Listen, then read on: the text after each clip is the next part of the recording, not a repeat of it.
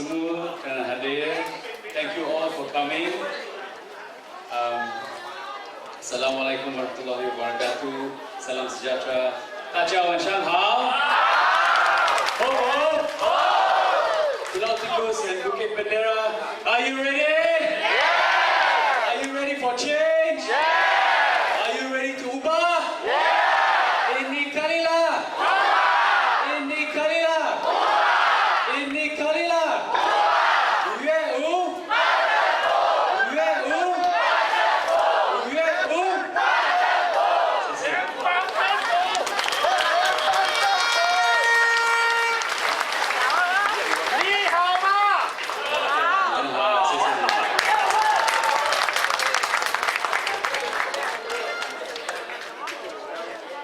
Hari ini sudah masuk hari ke-8, tinggal 7 hari lagi, kita sampai 5 hari bulan 5. 7 hari lagi, minyak akan turun. 7 hari lagi, harga kereta akan turun. 7 hari lagi, BN akan turun.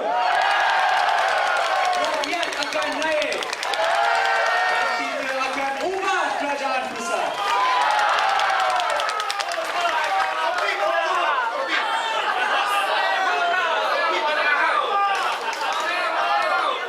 Kawan-kawan,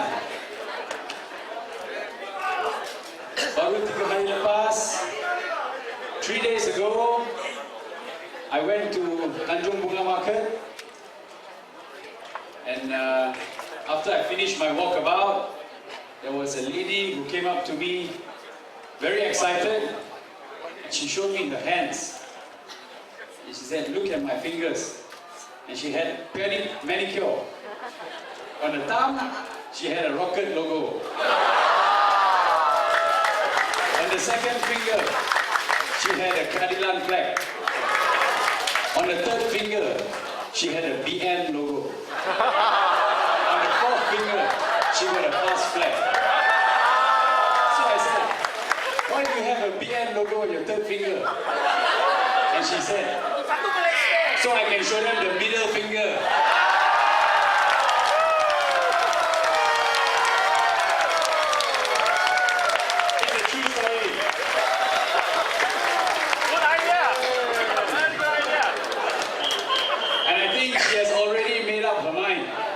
Have you made up your mind? Yeah! Are you going to vote for BN? No! Are you going to vote for Pakatan Rakyat? Yes! Who you at? Who?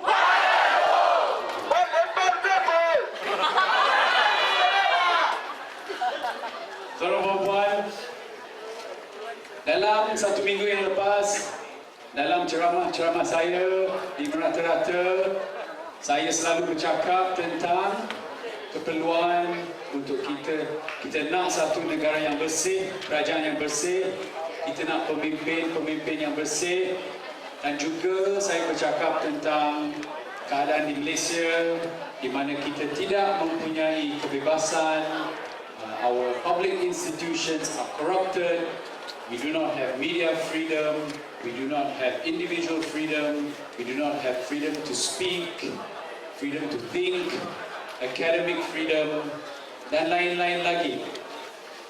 Jadi saya rasa ini semua adalah sebab-sebab utama kenapa kita harus mengundi untuk perubahan dalam 5 hari bulan 5. Ladies and gentlemen, I've been speaking in the last week about the need on the 5th of May for all of us to choose wisely, to choose a government that is not corrupt, to choose a government that is clean, that will take care of the people, that will bring freedom back to the people. We will overturn all the draconian laws in Malaysia. We will return freedom to Malaysians so that we become a free, a modern, a successful and prosperous country.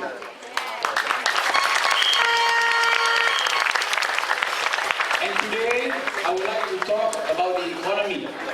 Hari ini saya nak bercakap tentang hal ekonomi negara kita. I always say we are a rich country, we have a lot of resources, but unfortunately, we have been stuck in what is called the middle income trap. All our other friends, neighbors like Singapore, other Asian countries like Taiwan and Korea have all become developed nations. They have all become high-income economies. Their products are all over the world. But Malaysia, we are still stuck. We cannot make the leap. We have been stuck for a long time. So the question is why? Why is Malaysia unable to make the leap into a high-income economy? Kenapa negara kita tidak dapat melonjak kepada sebuah negara yang berpendapatan tinggi? Sebab apa, tuan-tuan? Of course, you know we have all the corruption, but also at the same time, we do not have a strong economy. We do not have a competitive economy. Kita di Malaysia, kita tidak mempunyai ekonomi yang kompetitif, yang berdaya saing. We don't. Because our economy is controlled by the government. Half of Malaysian equity belongs to the government through the GLCs. You look at the stock market, almost everything is GLC. And in Malaysia, we have corporate terrorism. Corporate terrorism. What happens is, if anyone grows a company, they work hard, they build a company, it becomes a successful company, the government buy you out. SP Setia, ENO, Sunrise, all these are companies which were grown, and then the government comes and buy it up. So many other companies over the years. Government buys it up, mismanage it, few years later become bankrupt, bail out with public money. This has been happening in Malaysia. I call it corporate terrorism. How can we grow an economy when the government keeps stealing it from us? At the same time, you see GLCs, government companies, in every sector of the economy. Kita boleh lihat tangan syarikat kerajaan dalam semua sektor ekonomi. Dalam commodities, all the big commodity companies are owned by GLCs. Dalam pembangunan, development, even all the big developers, they've been bought up by the government. Simon Darby and so on. How about healthcare, hospitals? In Malaysia, public hospital is owned by government, private hospital also owned by government. You go to KL, you got Simon Darby Medical Center, Prince Court Medical Center, KPJ, Ampang Putri and so on. The question is, why is the government competing with business? Why is the government competing with the private sector? They're not helping. Not even in the big industries, small industries. Who is the biggest sundry shop chain in Malaysia? Kedai Rakyat Satu Malaysia. Why are you competing with the small sundry shop? Why are you competing with the small businessman? Mara has a travel agency. The biggest caterer in KL is Felda Catering. Why do you need to compete? Why must you take away business from your own people, from the small businessmen? So that is a major problem in Malaysia, where we have corporate terrorism and where we have government competing with private sector. And this is bad. It makes our economy inefficient. It makes our economy difficult, unable, and not dynamic, which is why, one of the reasons why we cannot grow. Another reason in Malaysia is that we have a lot of privatization deals of highways, which are actually what we call privatization deals. I'll give you an example. In KL, in KL, there is a highway called the East Klang Valley Expressway, EKVE, East Klang Valley Expressway, which was awarded not too long ago. The contract is 1.22 billion ringgit. And part of the contract was awarded to a company called Ahmad Zaki. Ahmad Zaki was also the company that built the Istana Negara, the new one. Original cost 400 million. When they built, cost overrun to 1.2 billion ringgit. Anyway, they give it to this company with a government soft loan of 600 million. So the project is 1.2 billion and the government willing to come up 600 million, half. Why don't the government just build the road? You can afford that.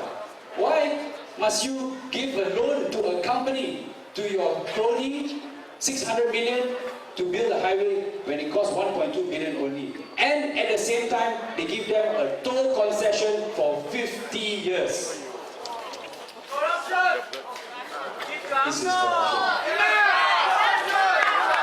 This is cronyism.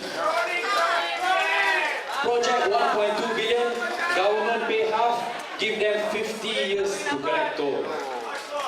So many examples. Another example, West Coast Expressway. Took 3 years to negotiate, finally finalized. Just before election, they finalized the terms.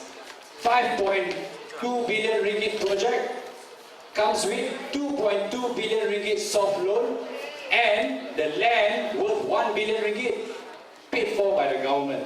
So the government comes out with 3 billion for a 5 billion ringgit project and they give 60 years concession. These are privatization. Instead of privatization, they privatize. You don't need to privatize. If you can come out with 3 billion, why don't you just build the highway? No need toll. Isn't it? Yes! But that is the problem in Malaysia.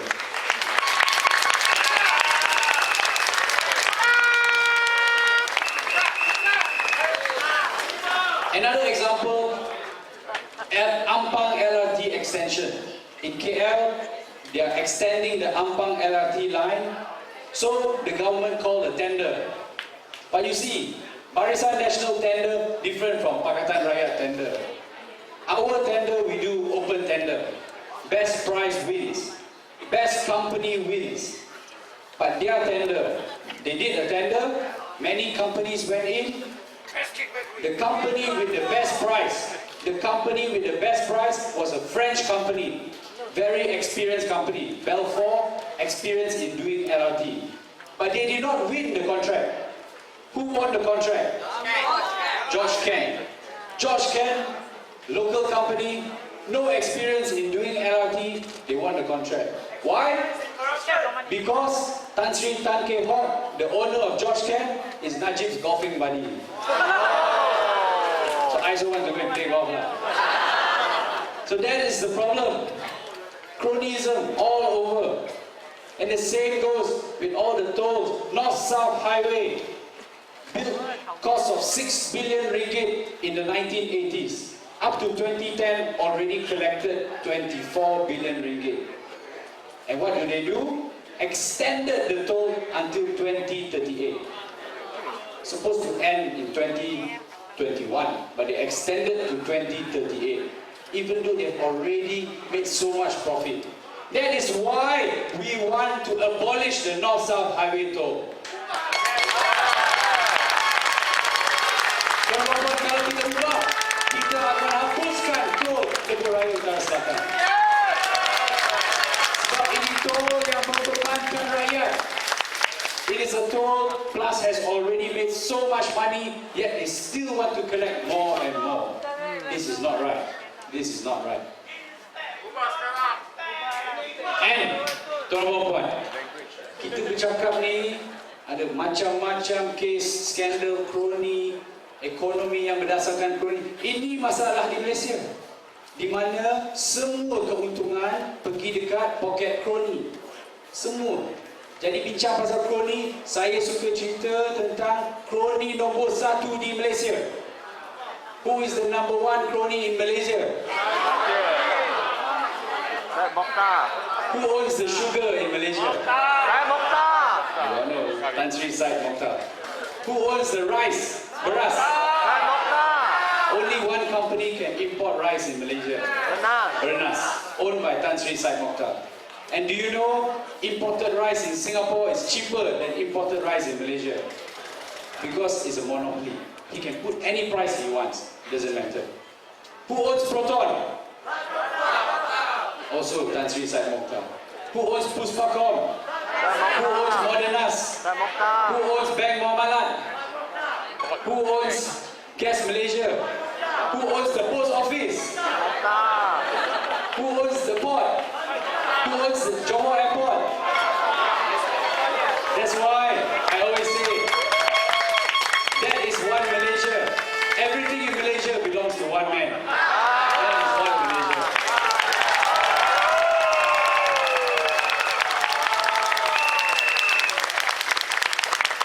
Jadi tuan-tuan,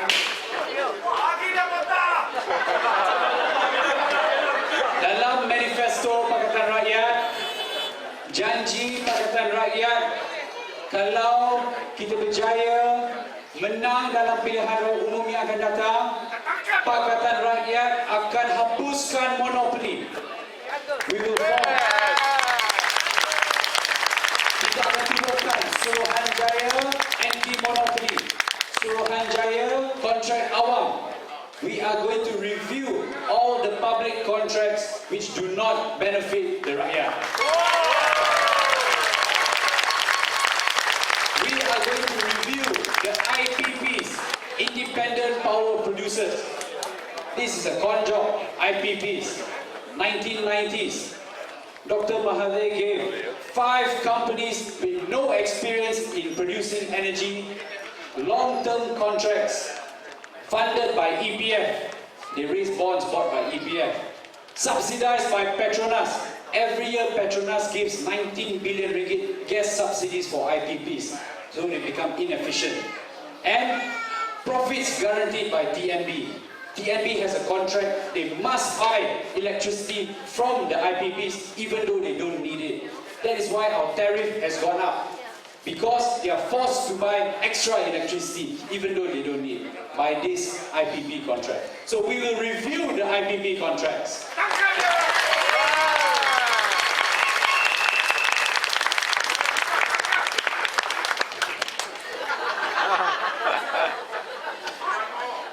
Lagi satu tuan-tuan dan puan,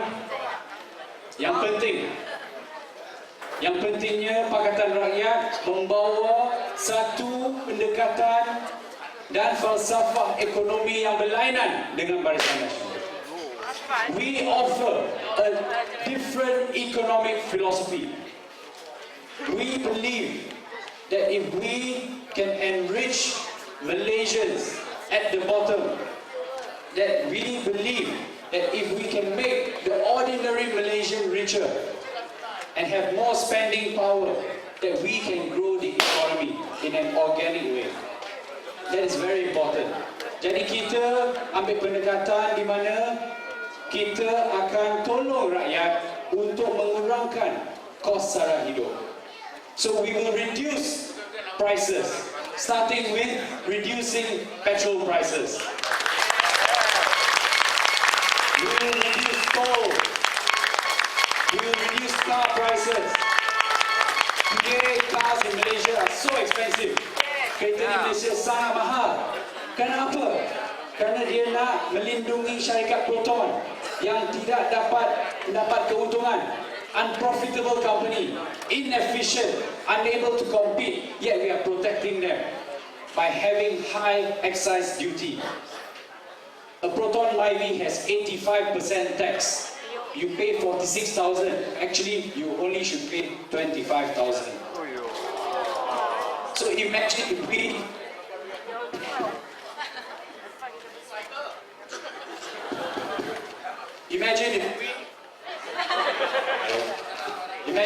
reduce. Hello. Simon maybe owns the mic as well. So if you reduce car prices every month, you can pay less in car loan. That is what we want to do. When you can pay less, your petrol is less, your car costs less, everything costs less, you will have more money in your pocket. And then every Malaysian has more money in their pocket, they can spend more in the local economy, and the local economy can grow. If you only give all the profits to the cronies, to all the rich people, what will happen? All these rich people, they don't spend money here. They go and spend in London, in Paris, Singapore. Thailand. No use. All the money goes overseas. We want Malaysians to spend locally so that we can grow the economy. That is our Pakatan Rakyat's approach.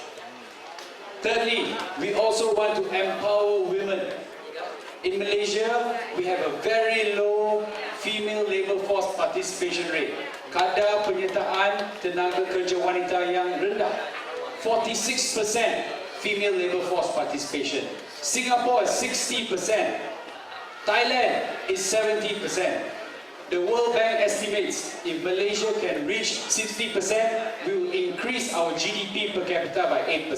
Wow. Basically, if women can work, more households will have more income because you double your income. So we want to help women to work. The main reason why women don't work is because they have to take care of children. There is no good childcare facilities. So Pakatan Rakyat, also in our manifesto, in our agenda Wanita Kebangsaan, we are promising to help women.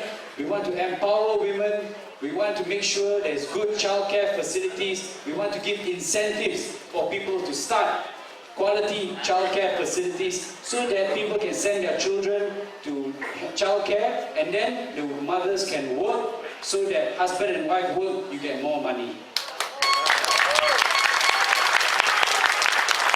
And finally, we want an efficient economy. Kita nak pengurusan kewangan dan ekonomi yang efisien, yang cekap, yang tidak bazir, yang tidak boros. In the last 5 years, the Malaysian federal government budget, every year they spend over budget. 5 years, every year over budget. Every year they have supplementary budget because they spend too much. And for 15 years in a row, Malaysia has had deficit budget. Means you spend more than you earn. 15 years in a row, Malaysia spend more than we earn. The last time we had surplus budget, where we earn more than we spend, is when Datuk Sri Anwar Ibrahim was finance minister. That is why we need to make sure to put Datuk Sri Anwar Ibrahim back as prime minister. Can we do that? Can we do that? It is important. And we have proven.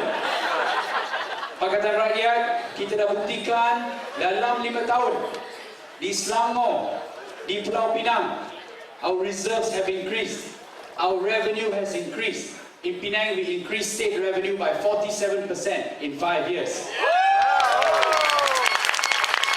We increased state assets by 50% in 5 years.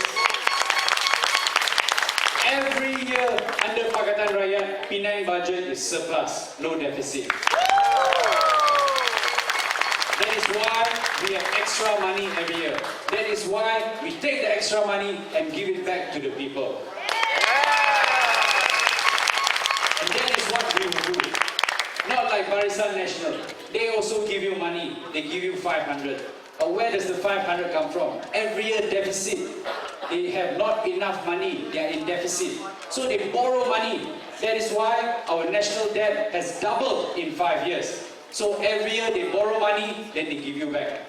In the end, who pays? In the end, who pays? We all have to pay. The rakyat has to pay. They are taking out loans every year, borrowing money from EPF, borrowing money from all over the world, and then they give you back. They say, oh, you see, we care about you. They are not responsible. And this is very dangerous. Our debt level has reached 53% of GDP. If we reach 2% more, our credit rating will go down, which means our cost of borrowing will go up. This will ruin the Malaysian economy. So we need to change. Kita kena ubah. Boleh tak tuan-tuan puan? Kita nak kerajaan yang bersih. Kita nak pemimpin yang bersih. Kita nak urus kewangan yang baik. We We want responsible governance. Yeah. We don't want cronies. Yeah. We want a people's economy.